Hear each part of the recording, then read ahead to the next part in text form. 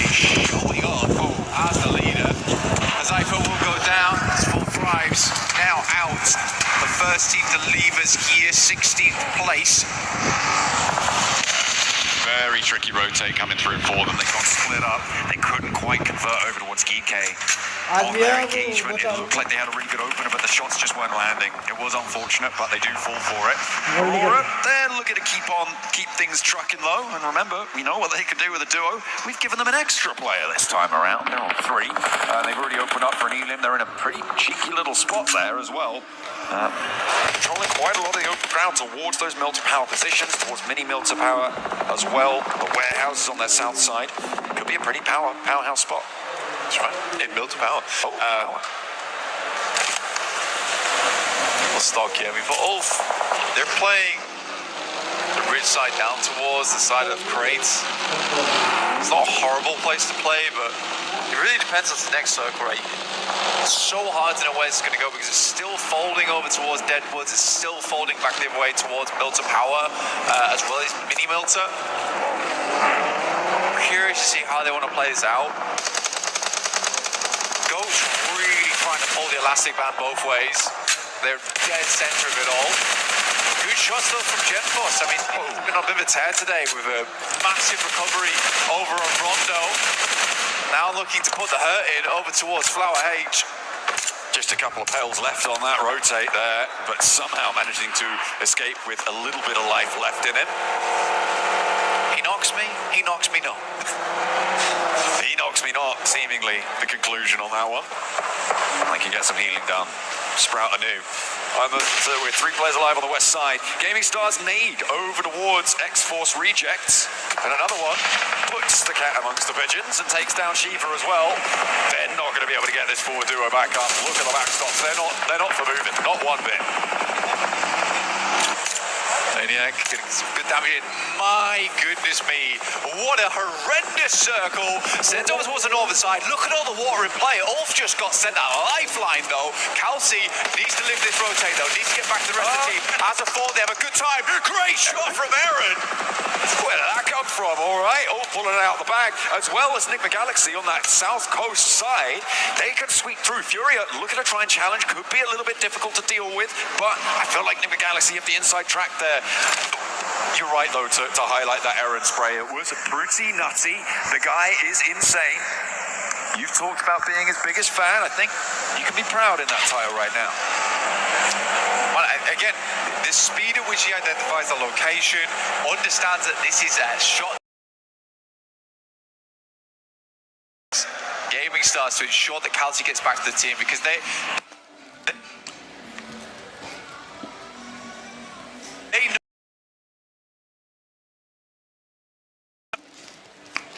know. A fantastic chance, at least a top 3 here from this position, but they need to be a 4-man. They have to be a 4-man. Kelsey gets back towards the squad, and this is a great start for them. The rest of the teams will be starting to flow on in now. You've got Aurora down towards that south side, but likely they'll stick around here for a little bit longer, understanding that Mini Milter in the near future can pick themselves up a couple of eliminations there, and they might be in the next circle too. Ooh, okay, all right. I feel like if you made your predictions over on the EWC app, then if you put Ulf in, you might be pretty happy right now. It's a little bit difficult potentially if they have to move away from the coastline. I feel like if you put Enigma Galaxy in as a prediction as well, that could have been a pretty decent shout. An surprising one. Yeah, I think certainly given the start of this match, right? But looking at the rest of the lobby, there is a lot more danger on the western side. Ulf taken down. And Ulf are down to 2 active though. Yeah, it's 2 players that went down to the front line. Basically, Scarface and Kedge absolutely have to instantaneously help there. It's not the case. Ooh, I mean, I think maybe the 2-2 split was just unfortunate. Alula also get involved, and this is a 4v2 if it comes down to it. Scarface and Ketch got a big old task ahead of them. Oh, they're going for one, and actually, X-Force Rejects going to slow Gaming Stars potentially from getting involved as a third party on the north side, taking one of their players out. Maniac is down. We've got Q and DRX on that north side as well, who've yet to fully regroup and make their way forwards. A lot of pressure is going to be felt by the positions on the coastline. This southwest side that we're on board with now does need to conclude as Flash. They only have 3 players, and RRQ are waiting. They are ready to see who emerges from this one and how many points they can earn from it. AJL to make the move out here. Bows are running in alongside with a blue. I mean, respect XDZ. I would 100% feel like that was the knock as well. Looked away in that moment. More pressing matches ahead of him. Azias backs down. Thundertalk also shots over towards Furia. Furia getting absolutely decimated as they try and pull out from Mill. Happy as everybody's losing players. 2 players on the back line may be resible. RRQ don't get to them first because they are slamming straight into the south flank. RQ, yeah, you're right. They are absolutely rinsing squads at the moment. Good shots through the smoke. We'll take down Feiren to start things off. Hoxie also took an unfortunate knock and will be flushed out because of it. Pops the bandage as well. Doesn't have any stims sticking him up just yet. And actually he's going to go straight towards Aurora. Not in the zone either. So has to take a beat to try and get some healing done. Only 2 nades to try and find an opener. And it is just Refus in this location for the time being. The rest of Aurora look at a regroup now though. And it's going to get more dangerous for Lapar in the next 20 seconds. Hell, you know what? I think the Galaxy can go all the way on this one. And it really could be a Galaxy big brain move on the early game to go for that rotate so early away from the rest of the lads at Pachinki. I love it. I really love it. I like the fact that they didn't feel dismayed after that first game. Watching Satan with his head on the pillow was pretty crushing for me, honestly, because I know how that must have felt. I can try and understand it. But for them to come out with this kind of maneuver in game 3, love it. I really do love it. And if it pays off, that will give them some great confidence into the future. Or maybe it could be a false positive, you know, like this. It's so difficult to call things like that. Aurora suffering heavily. They are still 3 players alive, and all 3 are in the zone, but they're under a lot of pressure. This is Lapar actually doing the damage. Over towards Popsiol, pop all of those smokes around him to try and keep his teammates safe, and I think they're going to get this res. Gaming Stars under pressure. As the Kawum DRX managed to move into position, but look at the step up. Biddy gets rebuffed, and it might just be going south for the Koreans. As TRE just has to stare from behind the tree as Benny falls down on location. 2 players now, and the north side getting dismantled. Gaming Stars holding strong. Today doesn't connect. TRE still alive here. Next day might be on target. Exploited by the side of KRX. He's down. Gaming Stars right now looking awesome, but are now down to just 2. All for weather the storm, but man, they would have loved to have more players up there. And it was very livable down towards that south side. I think they wanted to keep tabs on that northern edge, though. It is just really good shots coming from Gaming Stars to 1-2 punch both Kelsey and Aaron. Again, potentially is a moment there where one of the players should have just dropped back, smoked up, rather than trying to re-aggress on that trade. But we didn't quite see exactly what happened there, so we just don't know. Next up comes through. Enigma Galaxy have to move. They're one of the only teams outside the circle right now. Aurora look to back it out slightly, but it is just sitting ahead of them from Thunder Talk. I think they're going back for vehicles here. They want to get a little bit of speed into this one. They are the only team with 4 players alive. Looks like, yeah, they're going to step in. He's waiting for the right time. Okay, yeah, they're recalculating, recalibrating. And they're going to try and move forwards. You imagine that they're going to be trying to pop smokes potentially over towards Goat's direction. One vehicle. And down the hill. They're covering their rotate. Okay, Ralph's going to stick behind. Makes sense. Sitting's directly underneath, not going to cause any problems. I do. One vehicle does move up. Gets into position, some damage sent through. Oh, if one of them takes a heavy hit and drops down to try and preserve the health bar, it could be that Sitting's just going to wait and take those shots. He's still in the zone and he hasn't made a move for a long, long time. I don't know if they're aware of his position. Ralph is very they know roughly where they're coming from now, and Ralph opted to stay behind just in case, but his approach is going to be very difficult. Going to have to get on his belly and snake his way in. Smoke's going to have to be used here to get him up into position. Yeah, but for Goat, these buildings are crucial right now. The game will slow down massively. at least for the time being. Aurora's got a coupe to work with. That's about it. Not the most dense of vehicles either. That will go up in flames pretty quickly. It depends who's taking shots, because I don't think the Galaxy can go for the full volley at the moment. Don't necessarily have the angles to go for a full team volley at it at the moment. It depends on where they're trying to go for Aurora, but I feel like they've got a little bit of time, maybe about 5 seconds of runway to play with before it will just go down. And 5 seconds is enough to do quite a lot. Right, quick sweep round. Get a little bit of information. See where those shots do come from. They have the sight lines slightly covered up from Goat here, but as they move further down the road, it becomes not so much. And they almost have to play in alongside with Goat because Goat is so secure in this location on the southeast. Enigma Galaxy knows that too. They're waiting for the next circle to pop, which is taking its sweet time. There's the MG3 job. Yeah, I spotted that one earlier in the Elim feed. I forgot to bring it up, but they did manage to pick that one up, I imagine, very early from the loot truck in Pachinki. And they've been marshalling it ever since in the hands of Satan. Nades on in. Trying to find the player, sneaking his way through. Not quite connecting this time. Gaming Stars, the team to draw our current table toppers to a close. PMWC did fall to them. They couldn't quite push through on the north side.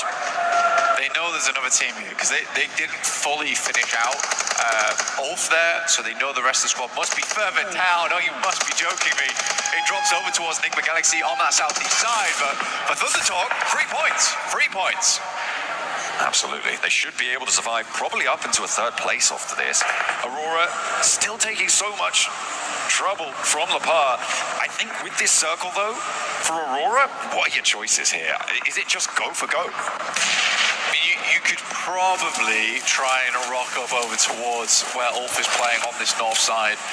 It's a hell of a dash for yourself, but if you can try and get yourself in and amongst the rocky outcrops is probably the best way to go, because if you try and crash Enigma Galaxy, you get shot at by Go, and Go is going to be a hard crash and a half. Well, they're going to go for it, but 2 players go down instantly. Yeah. I mean, yeah, no good option there for Aurora.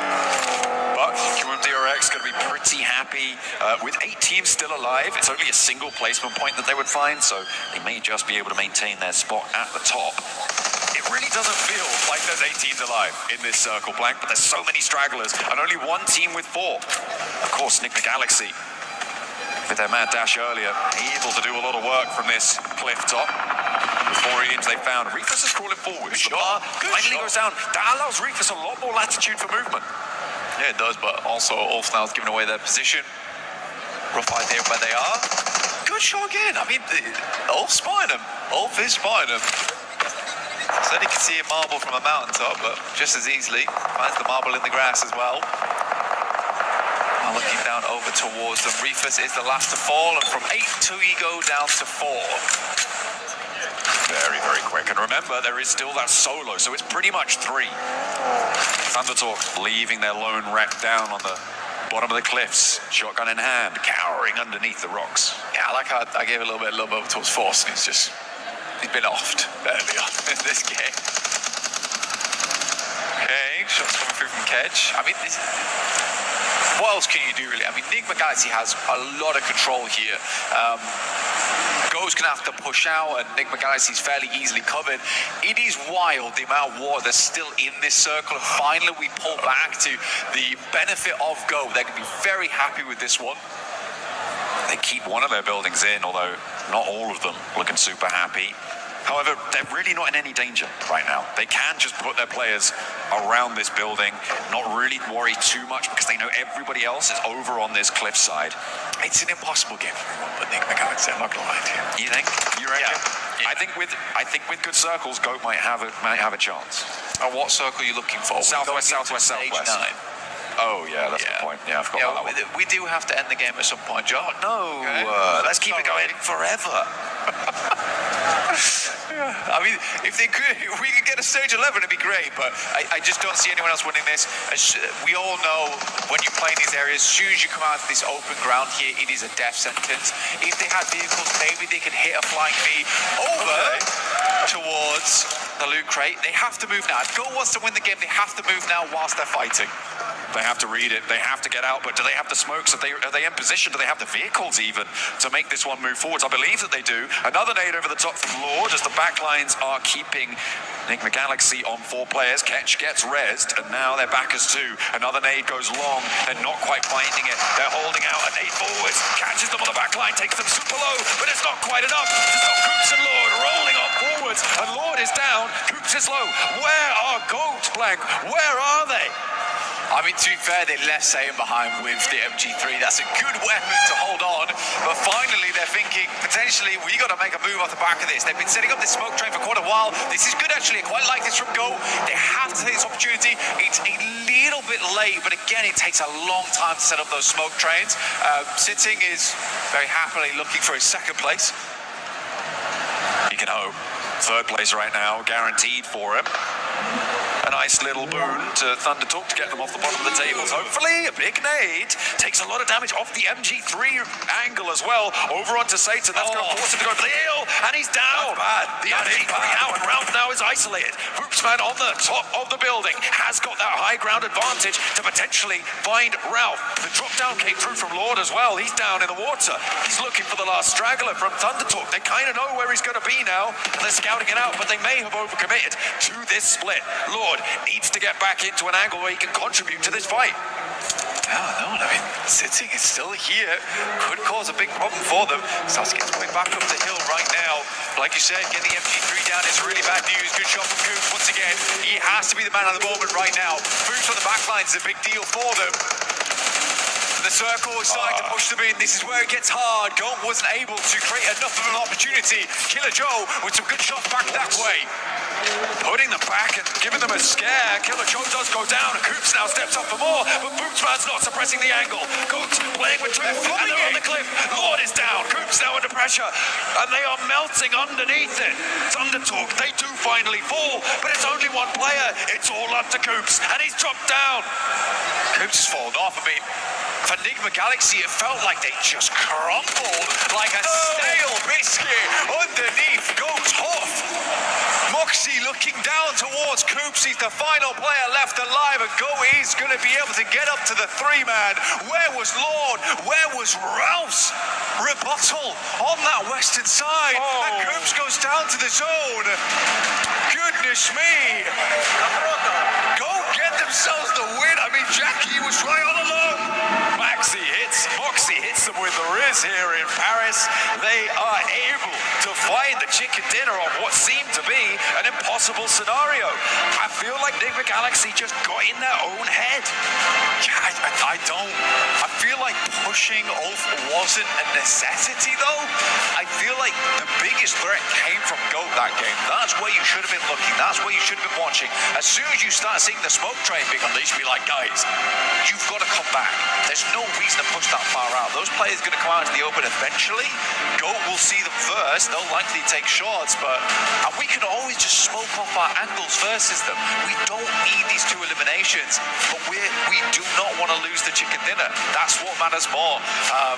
Really unfortunate. Really unfortunate. But that western side between Satan and Rao, there wasn't a lot of pushback over towards those players. No. I mean, I'm also slightly intrigued as to the reasoning for Lord's drop down there and towards the end as well, because, I mean, you have, unless he just lost his footing, right? This is after that had all happened and he climbed back up, but it felt like he needed to be on that cliffside in order to help with those off angles, to stop Goat running through, because they were moving tree to tree completely out in the open. Coops had complete broadside, and they were only able to find 1.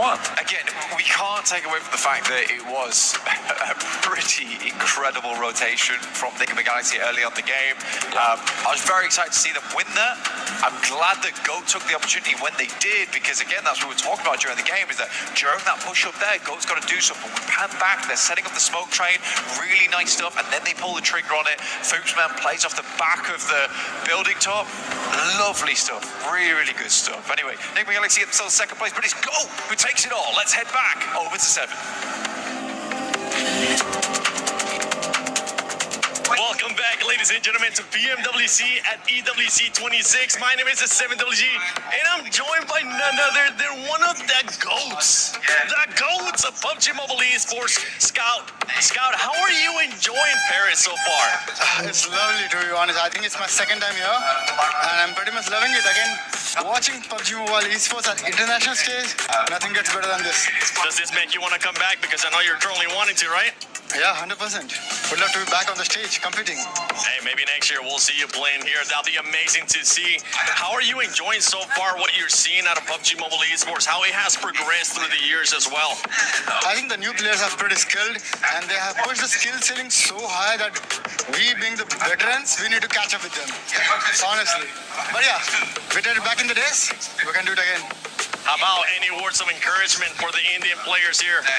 I think it's a long cut off from the international circuit from a long period of time. So I guess, yeah, they will get back. I think OG is the only team that has come second time in the international circuit. So it's a good experience for them. And I think, looking at the team right now, they're taking fights, looking pretty confident. So yeah, hope for a positive result out there. I'm going to put you on the spot real quick. Who is the GOAT of PUBG Mobile Esports? Come on, I think everyone would agree with me. That's Paraboy. No second thought. All right. Let us know on the social media using the hashtag EWC and hashtag PUBG Mobile what you guys think, because I would have to agree with you as well. And you're one of my GOATs, brother. I'm so glad I had to do this with you. Any words that you got for your fans?